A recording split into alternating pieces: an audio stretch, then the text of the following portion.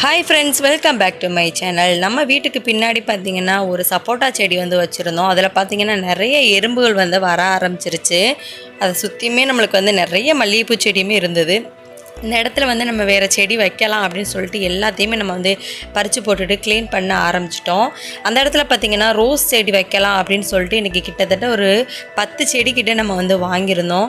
எல்லா கலர்ஸுமே பார்க்குறதுக்கு சூப்பராக இருந்தது. ஆரஞ்சு கலர், எல்லோ, அப்புறம் சந்தன கலர், ஒயிட் கலர், இந்த மாதிரி ரெட் கலர், எல்லா கலருமே நம்ம கொஞ்சம் கலந்து வாங்கியிருந்தோம். ஒரு 10 செடிக்கிட்ட வாங்கியிருந்தோம். எல்லா செடிகளுமே பார்க்குறதுக்கு செம்ம அழகாக இருந்தது. மொட்டுக்கள் நல்ல பெரிய பெரிய மொட்டுக்களும் பூக்களுமே பெரிய பெரிய பூக்களாகவே இருந்தது. நான் ஒரு 10 செடிக்கிட்ட இப்போ வாங்கி வச்சுருக்கேன். இதை க்ளீன் பண்ணி அந்த இடத்துல நம்ம வச்சிடலாம் அப்படின்னு. இப்போ பார்த்திங்கன்னா அந்த இடம் ஃபுல்லாமே நம்ம க்ளீன் பண்ணியாச்சு.